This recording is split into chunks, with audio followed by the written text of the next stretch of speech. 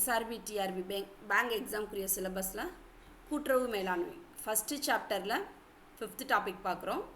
இதில் new economic policy 1991 அதில் Narasimham committee 1991 ஒன்று இருந்தது, 1998 ஒரு நரசிம்மம் கமிட்டி 2 பரிந்துரைகள் சப்மிட் பண்ணாங்க. அது ரெண்டையும் பார்க்க போகிறோம். அப்புறம் task force of revival of cooperative credit structure அது 2005 வைத்தியநாதர் குழுவிலேருந்து ஒரு பரிந்துரை கொடுத்தாங்க. அதையும் இந்த கிளாஸில் பார்க்க போகிறோம். நியூ எக்கனாமிக் பாலிசியில் 3 சிஸ்டம்ஸ் கொண்டு வந்தாங்க. Liberalisation, privatisation, globalisation. தனியார் மயமாக்குதல், உலகமயமாக்குதல், தாராளமயமாக்குதல் அப்படின்னு சொல்லிட்டு 3 பாலிசி கொண்டு வந்தாங்க. இந்த 3 பாலிசியில் கோஆப்ரேட்டிவில் எப்படி அதோட தாக்கம் இருந்துச்சு அப்படின்னு சொல்லி தான் இந்த ஃபஸ்ட்டு டாபிக் பார்க்க போகிறோம். 1991 இந்த NEPக்கு பின்னாடி தமிழ்நாடு கூட்டுறவு சங்கங்கள் நிறைய வாய்ப்புகளும் இருந்துச்சு, அதே சமயத்தில் சவால்களையும் சந்திக்கிற மாதிரி இருந்துச்சு. எந்த ஒரு வாய்ப்பு வந்தாலுமே அந்த வாய்ப்பில் இருக்கிற சவால்கள் அதிகமாக தான் இருந்துச்சு. ஏன்னா உடனே கோஆப்ரேட்டிவால் அக்செப்ட் பண்ணிக்க முடியல. பொருளாதார சுதந்திரமயமாக்கல் அந்த லிபரலைசேஷனில் ஆரம்பத்தில் மாநில ஆதரவு கொண்ட கூட்டுறவு அமைப்புகள் அச்சுறுத்தலாக இருந்தாலும் காலப்போக்கில் அதோட நடவடிக்கைகள் கொஞ்சம் வலுப்படுத்தப்பட்டதுனால அது சிறப்பாக செயல்பட ஆரம்பித்தது. இதில் தொழில்முறை வளர்ச்சி, ஆட்சி முறை மேம்பாடு, அப்புறம் வேளாண்மை மற்றும் கிராமப்புற மேம்பாட்டில் உள்ள வலிமைகள் இது எல்லாமே கொஞ்சம் இம்ப்ரூவ் ஆக தான் செஞ்சது. அடுத்து இதோட பாசிட்டிவ் திங்ஸ் என்ன இருந்துச்சு அப்படின்னா, மைக்ரோ ஃபினான்ஸ் டெவலப் ஆச்சு. கூட்டுறவோட நுண்ணிய நிதி சேவைகள் இருந்தது இல்லையா, அதெல்லாம் ரொம்ப முன்னேற ஆரம்பித்தது. தமிழ்நாட்டில் அரசில் சந்தைப்படுத்துதல் நவீனமயமாக்கப்பட்டுச்சு. அந்த தொழில்நுட்பம் வர அந்த டிஜிட்டல் மார்க்கெட்டிங் கொஞ்சம் நல்லா இருந்தது. அடுத்து சில துறைகள் ஆதரவு குறைவாக இருந்தாலுமே அதோட நோக்குமுறைகளை அதிக வளர்ச்சிகளை ஊக்குவிக்கப்பட்டதுனால அதோட வளர்ச்சிகளுமே முன்னேற்றமாக தான் இருந்துச்சு. இதே 2021 இதுக்கு ஒரு புதிய அரசு திட்டங்கள் கொள்கைகளை வகுத்தாங்க. இப்போ 2025 நம்ம தேசிய கூட்டுறவு கொள்கை, தேசிய கூட்டுறவு ஆண்டுன்னு சொன்னோம்ல, அதுக்குரிய கொள்கைகளும் இது இப்போ இந்த இதில் உள்ள ட்ராபேக்ஸ் எல்லாமே புத்துயிர் பெற்றிருக்கு. அடுத்து இதில் என்னெல்லாம் சவால்கள் மேற்கொண்டாங்க அப்படின்னா, அதிக மூலதனம், தொழில்நுட்பம், சந்தைப்படுத்துதல், திறன்களை கொண்ட தனியார் நிறுவனங்கள் பல துறை கூட்டுறவுகளுக்கு கடும் போட்டியை உருவாக்குச்சு. தொழில்முறை திறன் மற்றும் ஆட்சி முறை பற்றாக்குறை அதிகமாக இருந்துச்சு. அப்புறம் ICMAIயின் படி தவறான நிர்வாகம், திறமையான பணியாளர்கள் பற்றாக்குறை, அரசியல் தலையீடு போன்ற பிரச்சனைகள் இன்னும் தொடர்கின்றன. இன்னுமே அந்த அரசியல் தலையீடுலாம் தொடரதான் செய்யுது. கோஆப்ரேட்டிவில் சிக்கலான கட்டுப்பாட்டு சூழல், பல அடுக்குகளை கொண்ட நிர்வாகம் மற்றும் சட்டமுறைகள் புதிய கூட்டுறவுகளை உருவாக்கவும் இயக்கும் சவாலாக இருக்கின்றன. அடுத்து கேபிட்டல் டெஃபிஷியன்சி இருக்க தான் செய்யுது. அப்புறம் மார்க்கெட்டிங், அப்புறம் டெக்னாலஜிஸ் அதெல்லாம் குறைவாக இருந்துச்சு. இப்போது 1991 NEP வந்தப்போ, நியூ எக்கனாமிக் பாலிசி வந்த பொழுது சரி, தமிழ்நாட்டில் கொஞ்சம் முன்னேற்றங்கள் என்னெல்லாம் இருந்துச்சு அப்படின்னு பார்த்தோம் அப்படின்னா, பால் கூட்டுறவில் முன்னேற்றங்கள் இருந்துச்சு. பால் வழங்குதல், விற்பனை மூலம் கிராமப்புற நிலையான வருமானத்தை ஒரு ஸ்டஃபன் இன்கம் கிடைக்க ஆரம்பிச்சிச்சு.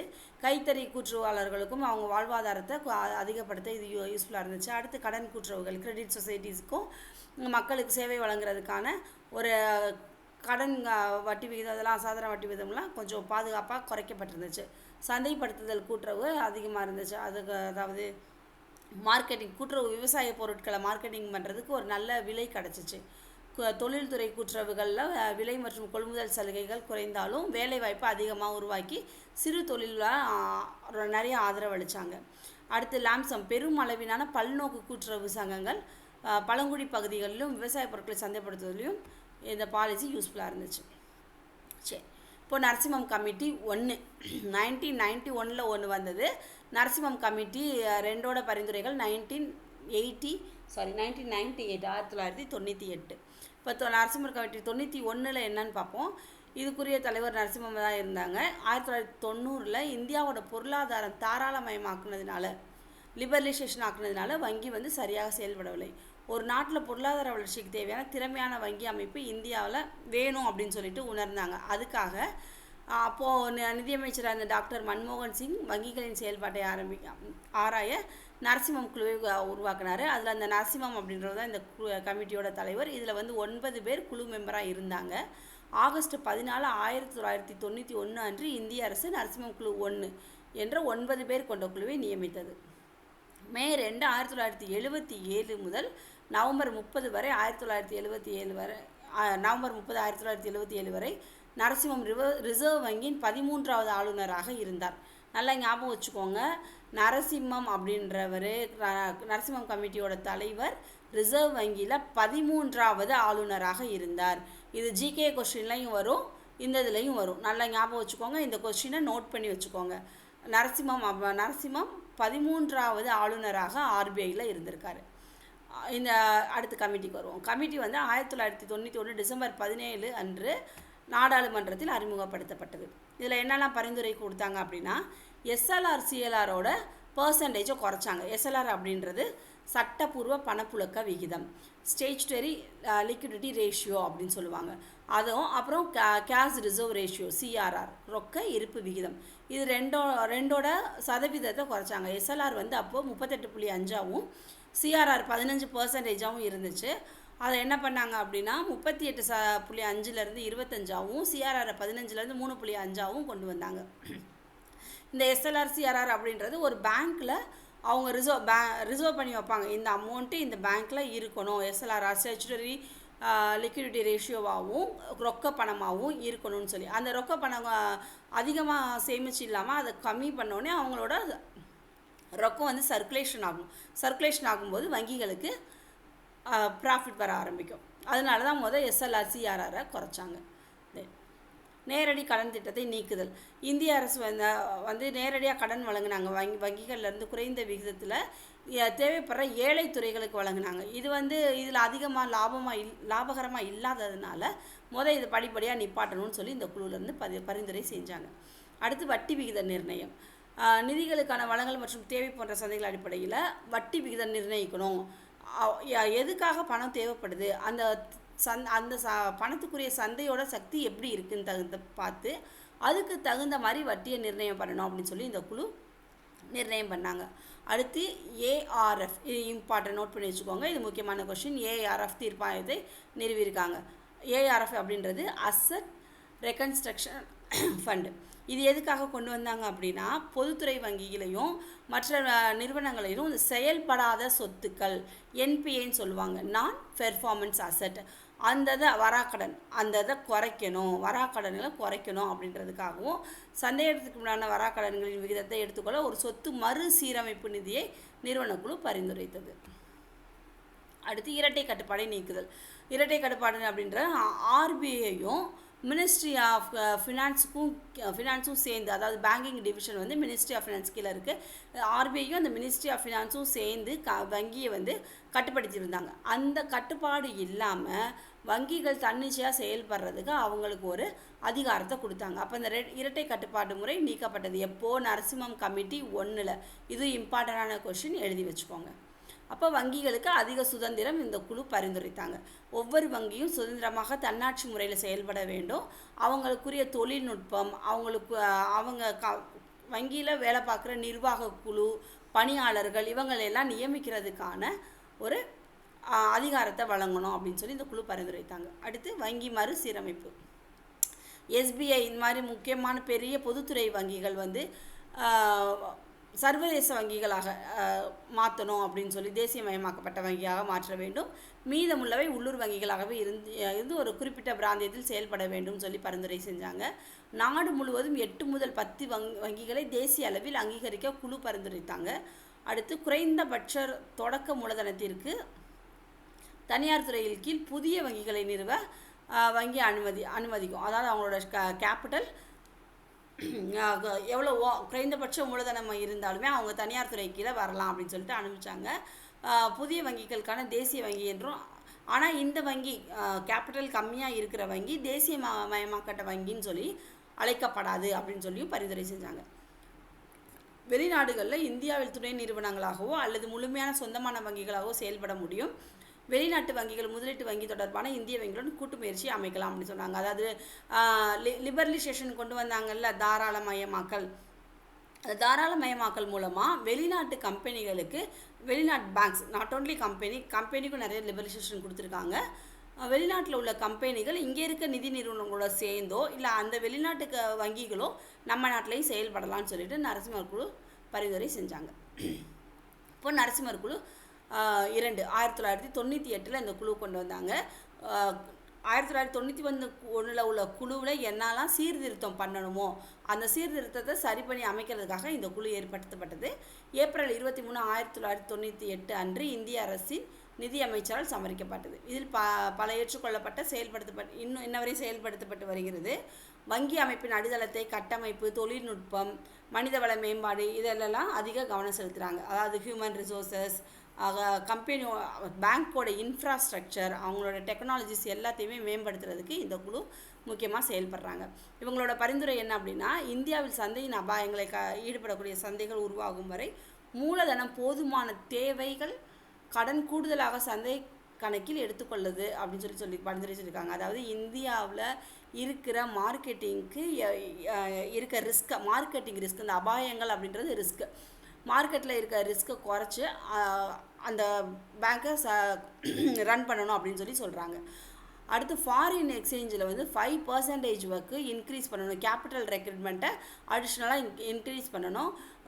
100% ரிஸ்க் வெயிட்டடாக ஒரு ஓப்பன் பொசிஷனில் அவங்களோட லிமிட் இருக்கணும் அப்படின்னு சொல்கிறாங்க. யாரும் ஃபாரின் எக்ஸ்சேஞ்சோட இன்வெஸ்ட்மெண்ட்ஸை. அடுத்து படிப்படியாக ஒரு வங்கியான 90 நாட்கள் விதிமுறையை அறிமுகப்படுத்தினாங்க. இந்த 90 நாட்கள் விதி அப்படின்றது என்னென்னா, வங்கிகளோட என்பிஏவை குறைக்கிறதுக்காக. என்பிஏன்னா ஆல்ரெடி சொல்லியிருக்கேன், நான் பெர்ஃபார்மிங் அசட்ஸ். வங்கியில் இப்போ கடன் கொடுத்துருக்கோம், அந்த கடன் திரும்ப வரலை அப்படின்னா 30 நாள், 60 நாள், 90 நாள் 3 பிரிச்சுருக்காங்க. 30 நாளில் வரல அப்படின்னா அது சப்ஸ்டாண்டர்ட் அசட் அப்படின்னு சொல்லிட்டு, 60 நாளில் வரலைன்னா என்பிஏக்குள்ளேயும், 60 to 90 நாளுக்குள்ளே வரலைன்னா அதை என்பிஏ கணக்குலையும் கொண்டு போக சொல்லியிருக்காங்க. நான் பெர்ஃபார்மிங் அசட், இந்த அசட்லேருந்து எந்த ஒரு வருமானமும் வங்கிக்கு வரலை. அப்போது இந்த வருமானத்தை, இந்த வங்கியில் இருக்கிற இந்த மூலதனத்தை நம்ம வாங்கணும், அதுக்குரிய இடரை சரி பண்ணணும் அப்படின்றதுக்காக ஒரு மேலாண்மை அமைப்பை இந்த கொள்கையில் கொண்டு வந்திருந்தாங்க. நரசிம்மம் 2 கமிட்டியில் பரிந்துரை செஞ்சாங்க. எஸ்ஆர்பி டிஆர்பி பேங்க் எக்ஸாமுக்கு நம்ம சேனல்லேருந்து ஆன்லைன் கிளாஸ் எடுக்கிறோம். வர 20ஆம் தேதியிலேருந்து மாலை 7:30 8:45 வரையும் நடக்கும். Monday to Friday. Saturday Sunday covered syllabus, என்னெல்லாம் நம்ம சிலபஸ் கவர் பண்ணியிருக்கோமோ அந்த சிலபஸில் இருந்து ப்ரீவியஸ் இயர் கொஷினும் அப்புறம் எக்ஸாமுக்கு எக்ஸ்பெக்ட் பண்ணுற கொஷினும் சேர்ந்து 2 நாளும் டெஸ்ட் நடக்கும். கூகுள் ஃபார்மில் டெஸ்ட் நடக்கும். இப்போது இந்த 7:30 to 8:45 டைமுக்கு உங்களுக்கு கிளாஸ் அட்டன் பண்ண முடியல அப்படின்னா அந்த டைமிங்கில் நடக்கிற கிளாஸோட வீடியோ ரெக்கார்டு உங்களுக்கு லிங்க் அனுப்புவோம். இந்த கிளாஸ் டைமிங் அட்டன் பண்ண முடியல அப்படின்னு சொல்லிட்டு. ஸோ நீங்கள் அப்படி கிளாஸ் டைமிங் அட்டன் பண்ண முடியாதவங்களும் சேர்ந்துக்கிறலாம். கிளாஸில் நீங்கள் சேரணும் அப்படின்னா இந்த நம்பருக்கு கால் பண்ணுங்கள், இல்லை வாட்ஸ்அப் பண்ணுங்கள். கமிட்டி 2ஓட அடுத்த பரிந்துரை என்ன அப்படின்னா, வங்கிகள் அவங்களோட மூலதனத்தை அதிகப்படுத்துறதுக்காக பத்திரங்கள் வெளியிட்டுக்கலாம் அப்படின்னு சொன்னாங்க. அதுக்கு அரசாங்கத்தோட உத்தரவு தேவையில்லை அப்படின்னு சொல்லியிருக்காங்க. பொதுத்துறை வங்கிகள் திறந்த சந்தையிலிருந்து அல்லது வளாக ஆட்சேர்ப்பு மூலம் அவங்களோட வங்கிகளுக்கு தேவையான தகவல் தொழில்நுட்பம், இடர் மேலாண்மை, கருவூல செயல்பாடுகள், துறைகளின் திறமையான பணியாளர்கள் நியமிக்கிறதுக்கு இந்த அதிகாரத்தெல்லாம் வங்கிகளுக்கே வழங்கினாங்க. அடுத்து கூட்டுறவு கடன் நிறுவனங்களின் மறுமலர்ச்சிக்கான பணிக்குழு. இது ஒரு டாஸ்க் ஃபோர்ஸ் அப்படின்னு சொல்லுவாங்க இல்லையா, task force on revival of short term cooperative credit structure அப்படின்னு சொல்லுவாங்க. இது 2005 வைத்தியநாதன் அவர்களோட தலைமையில் இந்த குழுவோட பரிந்துரைகள் சொன்னாங்க. இந்த குழுவில் தமிழ்நாட்டில் கிராமப்புற கூட்டுறவு கடன் நிறுவனங்களை மீட்டெடுப்பதற்காக பேராசிரியர் வைத்தியநாதன் தலைமையில் இந்த குழு கொண்டு வரப்பட்டது. வைத்தியநாதன் குழு என்ன பரிந்துரை செஞ்சாங்க அப்படின்னா, STCCS அப்படின்னு ஒரு தொகுப்பு கொண்டு வந்தாங்க. STCCS அப்படின்றது என்னென்னா ஷார்ட் டேர்ம் கிரெடிட் கோஆப்ரேட்டிவ் சொசைட்டிஸை கொண்டு வந்தாங்க.